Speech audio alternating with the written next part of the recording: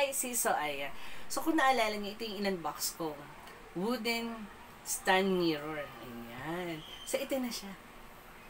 Ang ganda niya, aesthetic. Mga kasis, ang ganda. Ang ganda ko dun, oh. Ayan. So, ang ganda niya, and then, ito is talagang ang lakas makasosyal. So, itong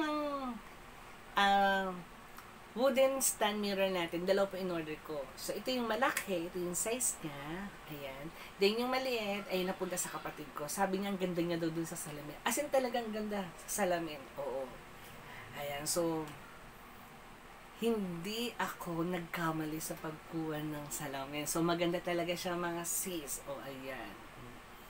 Ayan, ang ganda. Oo, nako. Hindi kayo magsisisi pag bumili kayo nitong wooden mirror stand.